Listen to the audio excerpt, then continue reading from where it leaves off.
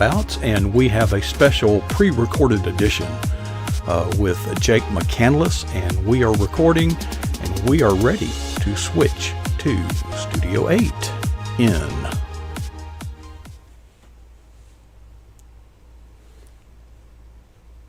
Well, here we are, Stand Firm Ministries. Folks, tonight is Thursday night, and normally on the second Tuesday of the month, Jake McCandless is our monthly guest, but he was not able to be here last Tuesday for reasons he will tell you. He was actually wasting time, as it turns out. That's a story I've got. But we can confirm that with Jake himself, and he is standing by. Jake, first, let's talk about hunting. Have you been hunting yet?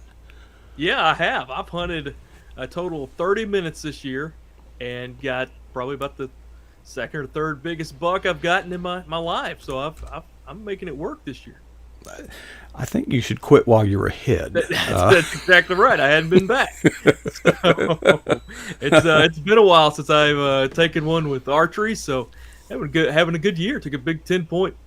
Okay, so the true story is I missed on opening morning, it's Saturday morning. And so went back out Monday, and same scenario. As soon as it got daylight, this time didn't miss, and so good start to the year. I have so many fond memories of hunting, but they're consistently in the cool, dry fall air and the cold winter air. Kind of hot out there to be hunting, isn't it? Well, we actually had a cold snap during that time, so it was a little bit better. But yeah, typically this time of year it's miserable. Especially, I grew up in South Arkansas, and now I'm in the northwest corner, and so it could be up to 10 degrees difference a lot of times, 5 to 10 degrees. And so you didn't go early in the year because you're going to get tore up by mosquitoes. It's going to be hot. You're going to be sweating. So, I mean, it is a nice change to have a little bit cooler weather. For a little bit there, we did. Well, dove season was the early season. That was kind of our target practice, and we used to plant what we call benny. Do you know what benny is? No, I don't. No. You know what a sesame seed is, though, don't you? Yes. Yeah. Well, they grow in 3 pods like a crotalaria, and one bush will give you about 2 handfuls of seed. So we'd plant it and just run down the rows with mops and sticks the day before, and those dove would eat till they couldn't fly. It was anyway. Sorry we missed you the other night. I have the first time I got taken out. A group of guys from the church took me out. And I was, they're pastors, so they took me out to hunt with them. And I shot 125 rounds that morning. My feet were covered with shotgun shells, and I think I ended up with 3 or 4 doves. So that was my start of dove hunting. I got invited, a girl I was friends with, and literally not girlfriends. It was a friend who happened to be a girl. Her father had an annual dove hunt. And yeah. I was fortunate to get invited. These are big deals, It is. That was me getting in. I surely didn't impress. And you start at 12 noon. You can't shoot here until 12 noon. And at 12:30, I had shot 12 times. I had 12 birds, and I left. I thought, this is it, 30 minutes? A lot better start than I had. We missed you Tuesday. What was going on? Yeah, well, so I was scheduled to be gone. Actually, my dad was hunting so we're in Arkansas. I was hunting in Missouri, and so I was going to go up and hang with them because I've got a book coming out. It was due out October 13th, so but it's been pushed back to November 3rd on Missouri, and so I was going to be up there promoting and doing that while he was hunting, and we'd hang out a bit. And so I was supposed to leave out Sunday afternoon, so I went ahead. I was on the ball, actually. Reached out to you. I mean, still probably wasn't great notice, but reached out to you. And then my wife, she's a school teacher, and COVID has ran rampant, at least through the teachers. And so she had some close contact and not officially quarantined, but close enough that we're being careful around family, around church. So I was just home twiddling my thumbs last Tuesday.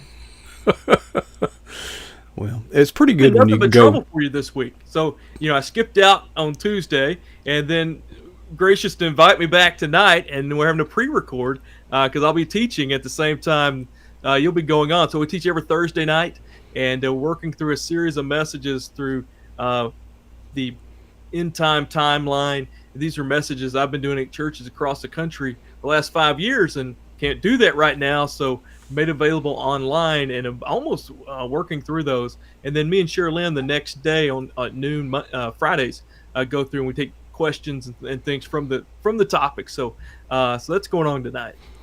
Now, I put your website up there, standfirmministries.com. Are you doing it online there? Could the public go there and see it? Yeah, no, you can go to Stand Firm on Facebook, our Stand Firm Ministries page, or you can go to Stand Firm Ministries on YouTube and find it. I'm sure there's supposed to be a link there on the website to get you there. I can't promise you that. I don't know if my IT guys get all that figured out, but definitely can find us on YouTube or on Facebook. Yeah. We seldom look at our own website. I had somebody call and ask a question the other day. I said, that's on our website, right? No. Yeah, no, it's never what you need is on the website. Yeah, I mean, you probably have the same IT guys I got, and so it's hard to get to it, and especially so we started a new initiative. I think right after we talked last month. So I think last month we were talking about heaven. That was what I was preaching in on Thursday night, or speaking in on Thursday nights. Now we're talking about the unseen world, the angels and demons, and having a biblical foundation of that. So even wilder. But we launched September 19th an initiative for kids called Stand Firm Kids, and really came from the heart of, so the last 5-6 years I've been really full-time speaking on this, giving warnings that we need to remain faithful. We need to stand firm because many are turning from the faith, and we've got challenges ahead. Who knew it would be things like what we're experiencing this year? But the biggest number of that are children, teens growing up in Christian homes, growing up in church, and then by graduation, after graduation, are gone. And so instead of just talking about it, we're doing a lot of talk about it. We said, what can we do to actually fix, work towards fixing the problem? And so we launched Stand Firm Kids, and the whole thing is to come along parents and just provide resources, provide encouragement, provide help in trying to help students. Not, we do everything we can for them now, but what can we do now to make it better for them after graduation as they go on? And big task ahead. And so we tackled that September the 19th, coinciding with the launch of our children's book, which is going to the second printing right now. I think it may be on the line right now, which is amazing. So it became available July 27th, and already we've sold out, and they're doing a second run. Very cool with that. But it's been great. I mean, just a phenomenal. So I could tell you what's on Stand Firm Kids, but I haven't even been over to standfirmministries.com probably this month, Hopefully somebody else has. Well, when you were mentioning that, I got thinking, I grew up in the church there every Sunday, but no sooner did I get off to college in my own living quarters, I drifted away. Yeah. And I had an apartment. I had to walk right by the Baptist Student Union every morning. Yeah. And I was within 50 feet of their front door every day, going to class and coming back. Didn't do any good. I just did what I wanted to do. So, fortunately, the biblical reference trained them up right, and they will, thankfully that axiom is true. Yes. But that doesn't mean it's okay to lose them in that interim. No, statistically though, over the last, so I started tracking in 2001. I was working with students during that time. Lifeway had a statistic. This was 2001. I kept it in my Bible. This little card I'd cut out of a magazine. You usually get magazines, and I cut out this stat, and it said that 70% of students who grew up in, this is probably just Southern Baptist churches, grew up in Southern Baptist churches, as children, were in the youth group.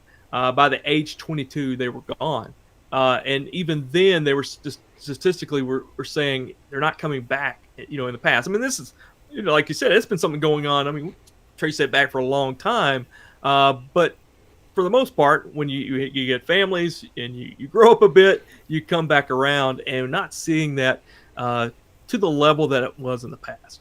And so, but even in that time period, I mean, that's when you're making the major decisions for your life. It's the worst time to be away from the Lord, and that's what's happening. So we're going to do what we can to try to curb that. Well, and unfortunately or fortunately, however you want to think of it, usually what it takes to get those people back, it takes some sort of hardship, some sort of trauma, some sort of negative that just brings you to your knees. And, it'd be better for God not to have to get our attention that way. Yeah, one of the things that I ran across this, and I was reading just a book for something else. My favorite author, Donald Miller, Blue Like Jazz. I know several are probably familiar with his stuff. I was reading everything he wrote, get my hands on. And somewhere in one of his books, he wrote this story about a friend who had a teenage daughter who was just going off the rails, going the wrong way with a guy she didn't need to be with, getting in some stuff she didn't need to be with. And so he sat down to have coffee with Donald and just began to tell him the issue. And in that conversation, Donald told him, "You're not giving her a big enough story." And it struck a chord with the dad. And so on his way home, he gets this pamphlet on starting an orphanage in Mexico. And he comes home, doesn't tell his wife anything, just tells the family, "Hey, we're going to start this orphanage." And so they're going to, take their vacations there. They're going to raise money. They're going to do all these things. And of course, the wife's mad when he doesn't tell her. She tells, the kids are not interested. But within a year, that family had gotten so engaged with that ministry that girl had left her boyfriend, got on the right track, had poured herself into that. And so that's one of the focal points that we have. We have 6 areas that we're really targeting. But this one that, if we can get, I think, students involved in ministry. I mean, and statistically, if you can get a student on a mission trip, I mean, makes a huge difference on retaining them in church and in the faith. But making Christianity bigger, I think, is a huge, huge topic. I think it's a great idea, and I can testify. I've been on numerous international mission trips, and when you keep going and going back, you kind of get to know a lot of the missionaries that you're going to help, and they'll start kind of lowering their guard. A surprising fact that I found out is that missionaries are actually sort of detoured when groups come in to help them do things. Yes. It literally detours them. Yeah. But they have to translate for them. They have to it takes them off their mission. But it's worth it because I'll tell you this, once you go on one mission trip, especially overseas, you'll never be the same. And when you get back, you will be charged up wondering why everybody doesn't go. Yes, and absolutely. It pays off. It's a good investment, but that is literally how the missionaries that are hosting us think of it, is they are investing in us to return back to the States and spread the word about the work going on down there. And we do. Yeah. If you've ever had somebody come back, you cannot shut them up. They'll rip your head off and spit down your neck if you won't listen. That's right. I mean, it makes a difference. It's huge. I had the chance to go to Brazil, I think, right out of high school, and for a couple of weeks, and just completely changed my world. I remember, so me and my wife, we just gotten married, and so this was just a couple years into college, and we come back, and we go to a Subway when we get back. I don't know why we picked a Subway, but we're there at Subway, sitting there, and we see some individuals come in, and we jump up to go talk with them. And we're like, whoa, can we do that here? I mean, it was like, but when we were in Brazil, you were on mission the whole time.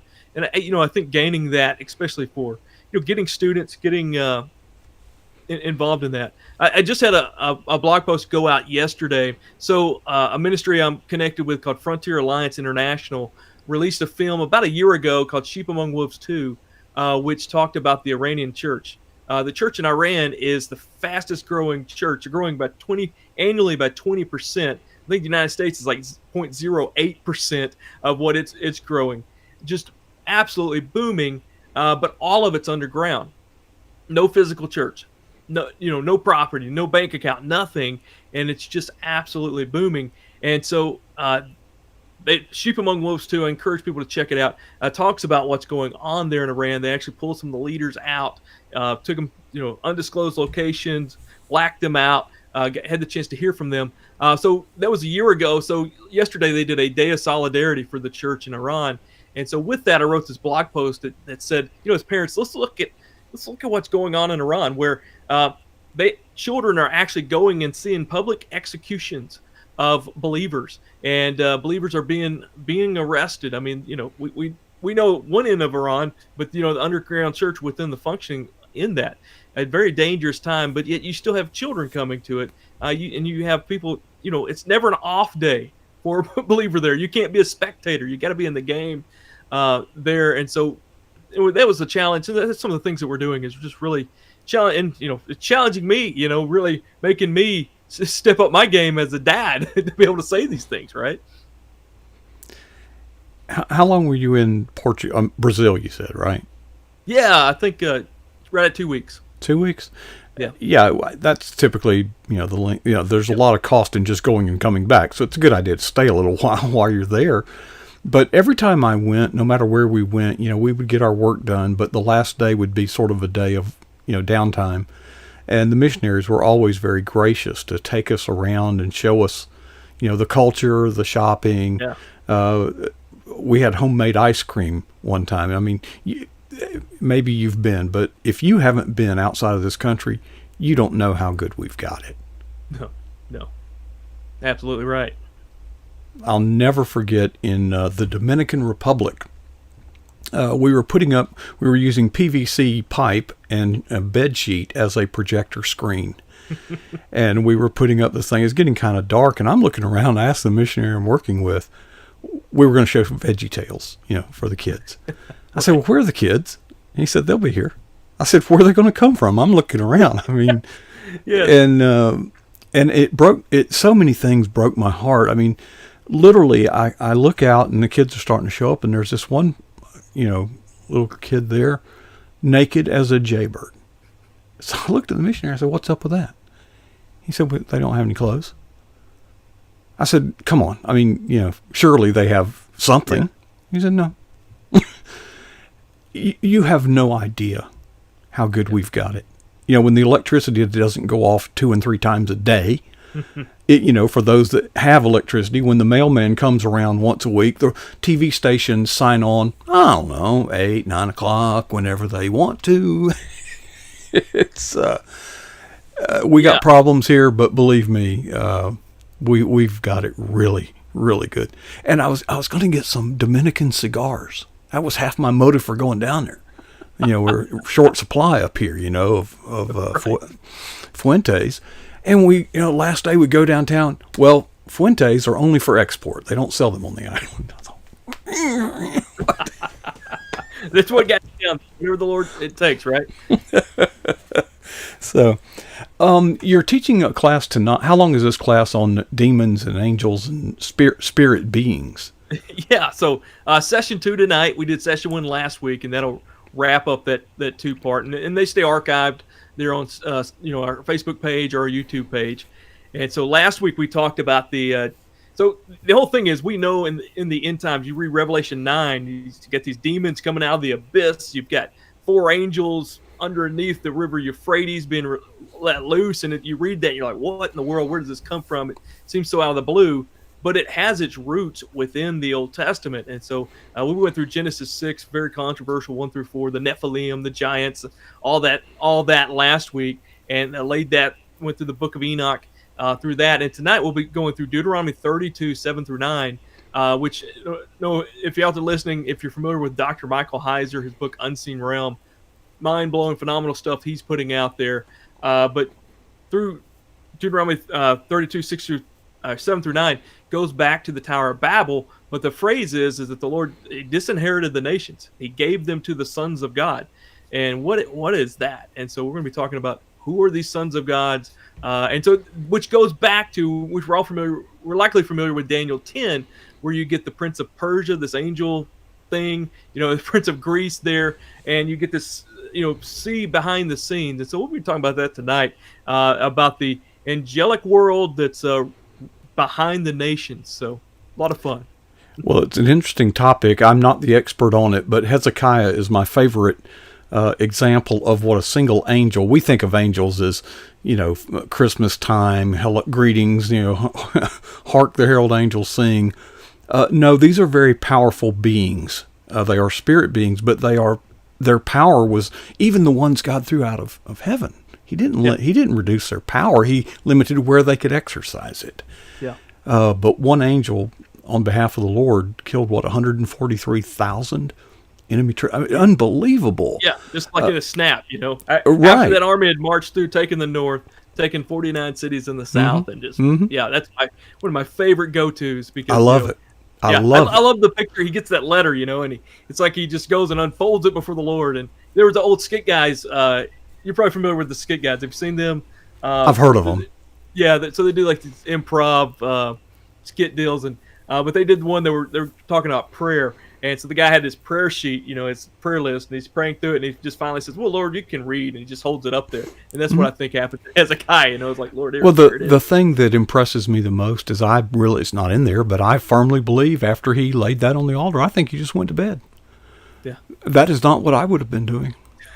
No. I mean, he had no choice. So I'd have been looking for toilet paper or something because, they were, oh gosh, tremendous, inspiring story. But folks, angels and spirits are very real. They're not just these ethereal thingies that occasionally materialize. They are at work. Anyway, you're teaching the class. I better not. Can I just drop a controversial bomb right before we go here? Might as well, because we're about to leave. So if I can just right. click and you're gone. On there and get something in the discussion and people just to say, hey, don't have Jake back on again. But I would ask everybody to consider, we talked about this last week in that teaching, but that fallen angels and demons are not the same. And biblically, they wouldn't have been thought of them as the same. So let me just stop that controversial bomb there. Maybe we can pick that up next month. Okay. I'm curious, so I'll have to wait a month, but I look forward to the difference between the fallen. Well, right. I'll just end the program and say, I got to go, folks. There you go. We'll do it that way. Jake, always a pleasure, sir. Appreciate you dropping in on us, and we'll see you about this time next month. Absolutely. Sounds good. Thanks. All right, folks, from the Eagle's Nest studio here at pjnet.tv, there you see it. And we are only getting started. At the bottom of the hour, we will have J.D. Winninger with us to take us on a trip around the Cross W. And until then, I would like to pose 2 questions for you to consider. First, what is the boldest thing that you've ever done for Jesus Christ? And then secondly, when was that? I certainly hope that none of us would ever be satisfied with either answer.